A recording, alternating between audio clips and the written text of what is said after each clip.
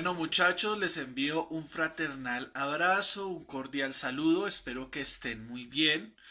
El motivo de esta segunda videoclase que vamos a realizar tiene como tema central el segundo taller que ustedes realizaron, que se llamaba La Patria Boba, que era basado en el artículo de este señor Germán Mejía Pavoni, y pues del cual vamos a hablar en esta videoclase. Antes de iniciar propiamente dicho, voy a hacer unos paréntesis, unos avisos así como informativos. Pues número uno, recuerde registrar su asistencia en los comentarios del canal de YouTube. Eso es algo que yo le quiero recomendar mucho porque pues básicamente esa es la asistencia suya pues a estas clases, dadas las circunstancias en que estamos en estos momentos. Segundo, si tiene alguna duda, pregunta, inquietud frente al tema, frente pues obviamente al tema propiamente dicho, eso usted me lo va a comentar por favor en el blog, donde yo subo el video, ahí hay otra opción para hacer comentarios y ahí usted pues me va a manifestar sus inquietudes. Y tercero y último, para continuar, recuerde que después de esta videoclase se va a realizar un quiz, al igual que el primero.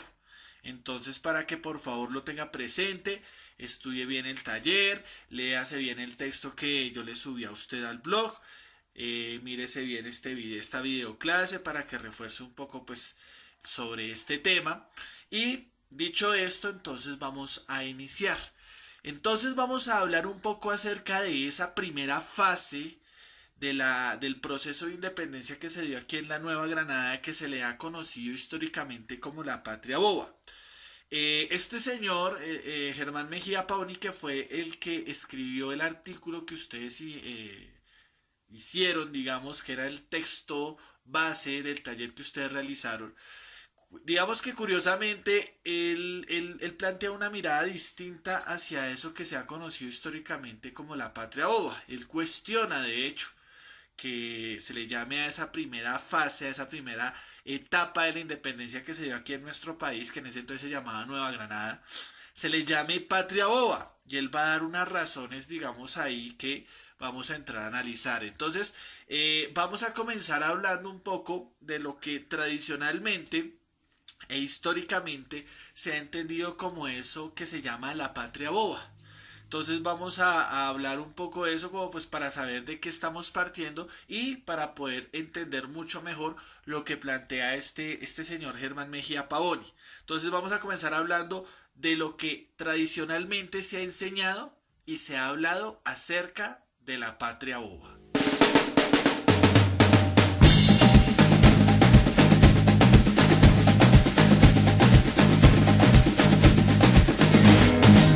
Ama la tierra en que naciste, amala es una y nada más. Bueno, vamos a hablar entonces de cómo históricamente y tradicionalmente se ha entendido ese periodo de la historia conocido como la patria boba. Digamos que tradicionalmente se ha enseñado que ese periodo de la patria boba fue la primera etapa del proceso de independencia que se inició aquí en la Nueva Granada y que va a culminar el 7 de agosto de 1819 con la batalla de Boyacá. Entonces, en ese sentido, este periodo que inició pues con el digámoslo así, el grito de independencia el 20 de julio de 1810, con el famoso, digámoslo así, chasco que ocurrió del florero de Llorente, va a iniciar y va a culminar hasta 1815 y a ese periodo de tiempo se le va a conocer como la patria boba. Digamos que el elemento central por el cual se le ha designado como patria boba a este periodo de la historia es por el desacuerdo, la lucha, la disputa, la pugna que había entre los criollos neogranadinos de acá por establecer el modelo de Estado que se quería establecer. Habían unos criollos que le apostaban a un modelo de Estado centralista. Por ejemplo, como estos señores como Antonio Nariño. Estos criollos fueron muy influenciados por lo que había ocurrido en 1789 en Francia y su revolución. Y otros, como Francisco de Paula Santander, querían más que aquí se estableciera un modelo de Estado federalista. y estos criollos se habían influenciado más por lo que había ocurrido en Estados Unidos. Recordemos que Estados Unidos pues es un pionero en estos estados modernos pero de tipo federal. Y entonces comienza a haber una disputa, comienza a haber una pugna, digamos, entre estos mismos criollos, porque pues unos querían el centralismo. Recordemos que el centralismo que planteaba el modelo de Estado centralista, ¿en qué consiste? En que hay una autoridad central a nivel ejecutivo, legislativo y judicial que ejerce todo su poder sobre todo el territorio que tiene el Estado. Mientras que en el modelo federalista, las autoridades, digámoslo así, ejecutivas, judiciales, legislativas, son más descentralizadas, es decir, cada uno de los estados miembros de la federación tiene más autonomía para hacer sus leyes, para poder dirigirse políticamente, para poder hacer justicia. Obviamente están integrados por un gobierno federal que los integra y que los mantiene unidos, pero pues digamos que en ese sentido habían esas diferencias. Entonces se le llama patria ova, ¿por qué? Porque se considera que en ese periodo que fue 1810 y 1815, en vez de ponerse a pelear entre los mismos criollos por establecer el modelo de Estado, se debió que haber trabajado por consolidar el proceso de independencia aún más en un momento en el cual el poder de la corona española estaba tan debilitado en sus colonias. Recordemos que para esa época todavía España estaba invadida por Francia, había una junta de regencia que era como un gobierno de resistencia y provisional contra la invasión francesa que trataba como de mantener control en las colonias, pero eso nunca fue efectivo totalmente. Entonces se dice, en vez de ponerse a luchar en este momento entre los mismos criollos que querían, todos tenían un final común que era un objetivo en común que era la independencia, se pusieron a pelear porque es que yo quiero un modelo de Estado centralista y yo quiero un modelo de Estado federalista. Obviamente el trasfondo de eso era una cuestión de poder político. Recordemos que para esa época, pues digamos que había una tensión entre lo que era el poder central de la capital y el poder de las provincias. Quienes apoyaban el federalismo principalmente eran las élites criollas de las provincias, y quienes apoyaban en ese momento de la etapa del proceso de emancipación al centralismo eran los criollos que estaban viviendo en el centro del país. Entonces, en ese sentido, eso se da en el marco de esa tensión, pero entonces digamos que esa es la razón por la cual, digamos, se le consideraba patria boba, por el desacuerdo que había entre los mismos criollos que impidió que se consolidara el proceso de independencia en un momento que se pudo haber dado mucho más fácilmente por la debilidad del poder de la corona española en sus colonias, pero que desafortunadamente para esa época lo que se hizo fue entrar en disputas y en pugnas políticas, teniendo como, digámoslo así, justificación su diferencia frente al modelo de Estado que se quería establecer aquí en la Nueva Granada. Entonces básicamente eso fue lo que, digámoslo así, es como a grandes rasgos se ha hablado y se ha enseñado y se ha entendido como la patria boba. Ahora vamos a darle una mirada al artículo del señor Germán Mejía Pavoni, porque él da una mirada alterna a eso. Él de hecho cuestiona ese concepto de patria boba. Vamos a analizarlo, vamos a explicarlo y vamos a entender cómo este autor, pues digamos, plantea su mirada frente a este periodo de la vida de nuestro país. Ama la tierra en que naciste, amala es una y nada más. A la mujer que te parió, amala es una y nada más. Bueno, este autor comienza mostrando cómo es el cambio de posturas que hay de dos de los representantes más importantes dentro del proceso de independencia de aquí de la Nueva Granada, que posteriormente se va a llamar Colombia, y es el caso de Antonio Nariño y el caso de Francisco de Paula Santander. Entonces él menciona y resalta cómo estos dos personajes en tan solo 10 años cambian su postura frente a lo que ellos consideraban que debía ser el Estado neogranadino. En el caso de Antonio Nariño, cuando comienza este periodo conocido como la Patria Boba por allá en 1810, el autor muestra cómo este era uno de los principales defensores del establecimiento de un modelo de Estado centralista. Pero cómo al pasar 10 años después, 1820-21, ahora este señor pasa a defender el establecimiento de un Estado federalista. Lo mismo ocurre con Francisco de Paula Santander. Cuando inicia este periodo de la etapa de independencia de la patria boba, al principio Santander va a ser un defensor aférrimo, va a ser un defensor total del establecimiento de un modelo de Estado federalista, pero 10 años después va a pasar a defender el modelo de Estado centralista. Entonces, aquí el autor comienza a decir, bueno, ¿qué pasó en ese tiempo? ¿Qué fue lo que ocurrió? ¿Por qué hubo esos cambios? Como para demostrar un poco la tesis que él quiere mostrar de que pues en realidad hablar de patria ova en esa época no es tan preciso y de hecho permite tener unos sesgos muy importantes que no permiten visibilizar muchos desacuerdos que no se pueden simplemente sintetizar en esa frase que acuñó Antonio Nariño de decir que era una patria boba. Y entonces él comienza, digamos, como a explicar y de ahí, digamos, se puede entender cómo fue el cambio de estos dos representantes o, digamos, de estos dos líderes próceres. No fueron los únicos, no hubo más, pero digamos que los más representativos porque ellos fueron los que de una u otra forma representaron como esa lucha entre los dos modelos de estados que se querían implementar aquí en la Nueva Granada. Entonces, lo primero que comienza mencionando sobre ese periodo es sobre lo que ocurrió en esa etapa que tenía que ver con la ausencia de poder que se vivió en esa época. En 1810, digamos que tradicionalmente siempre se ha enseñado que el 20 de julio de 1810, después de lo del Ferrero Llorente, se declara la independencia de la Nueva Granada e inicia el proceso de independencia. Y entonces uno, digamos, viendo la historia desde la perspectiva tradicional, uno diría, uy, ahí ya ese fue el acto formal en el cual nosotros nos independizamos. Pero no se muestra, digamos, cómo en ese mismo año se declararon no solo aquí en Santa Fe, Bogotá, sino en muchas de las provincias, diferentes juntas de gobierno, muchas que declararan autonomía no solo con relación a la corona española, con relación a esa junta de regencia provisional que se creó allá en España para mantener el control aquí en las colonias, pero que hacía resistencia a la invasión francesa, sino que habían provincias que declaraban juntas de gobierno para mantenerse firmes y fieles a España.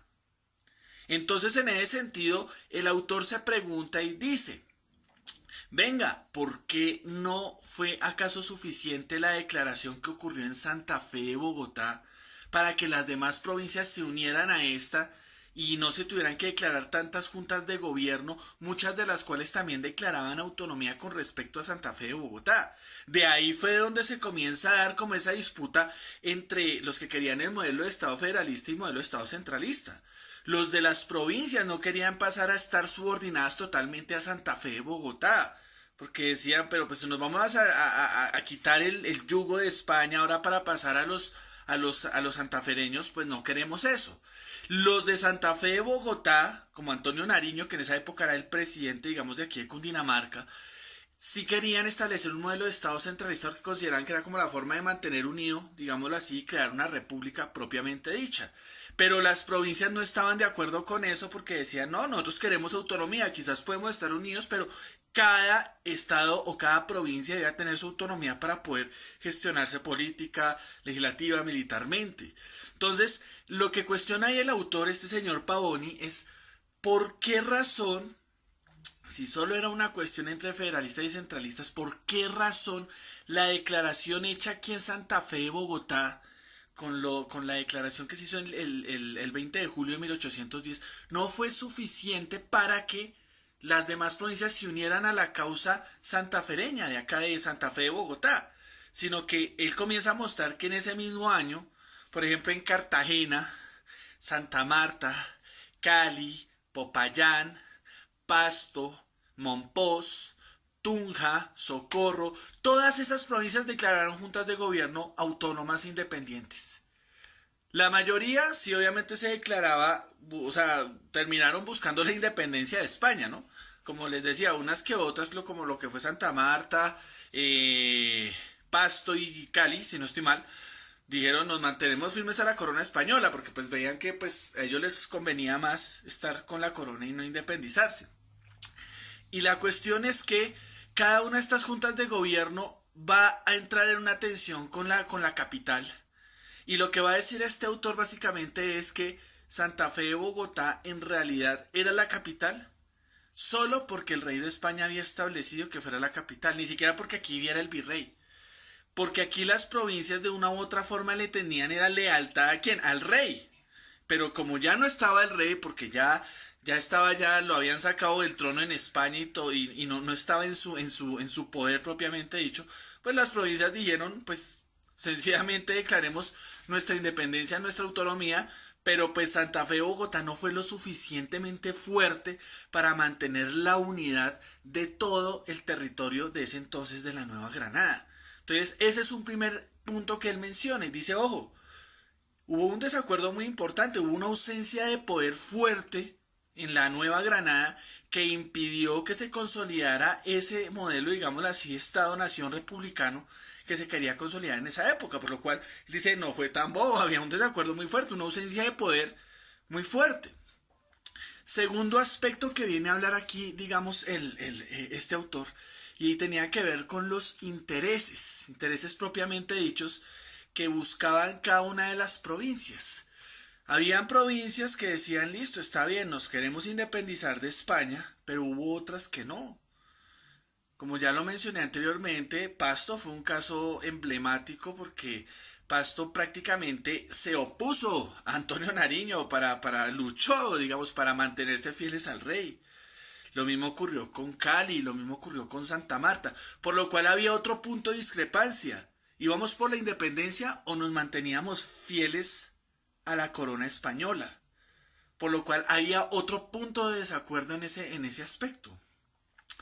Otro tercer elemento que digamos el autor viene a mencionar aquí fuertemente tenía que ver con, digamos, la causa independentista de los demás sectores sociales. Acuérdese que yo le había a usted dicho en la anterior clase, y pues ya lo he mencionado varias veces, que aquí en la Nueva Granada y pues en América Latina en la mayor parte, quienes lideraron esto fue la élite criolla.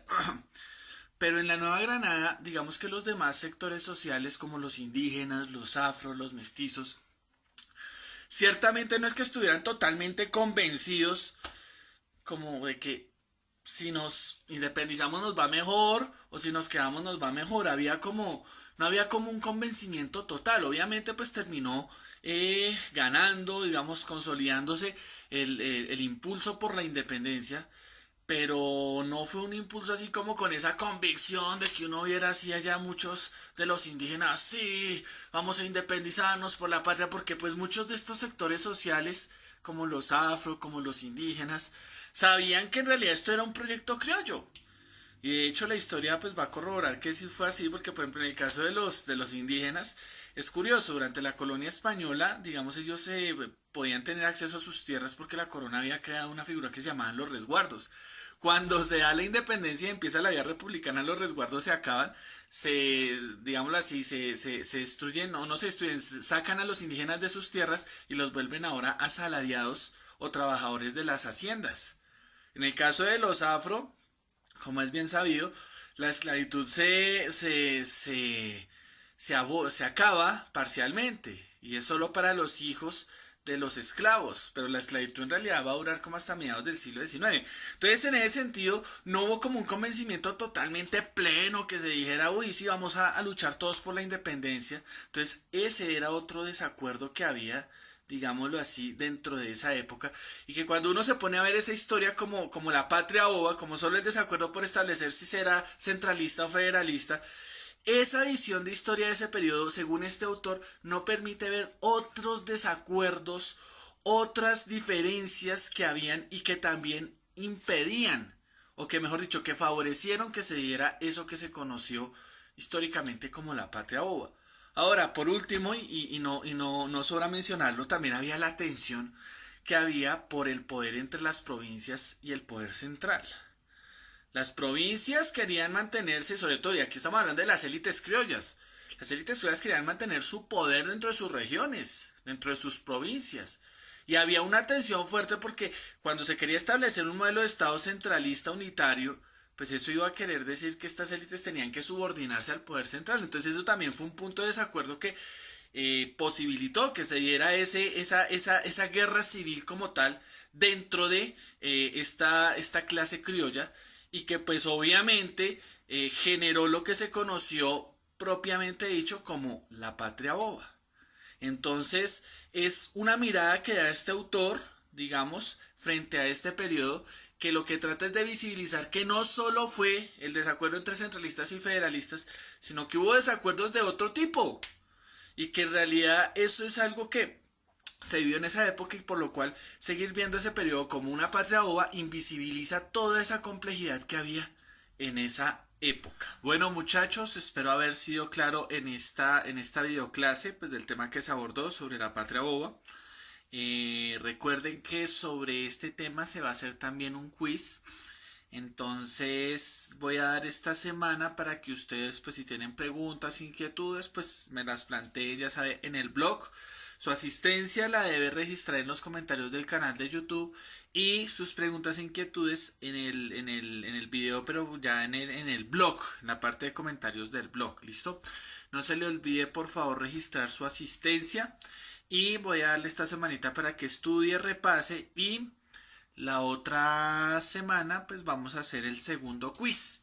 Le voy a subir las preguntas, ya no le voy a subir un video explicativo de cómo se va a hacer el quiz porque ya se hizo el primero, entonces pues ya ustedes saben cómo se realiza este ejercicio, ¿listo?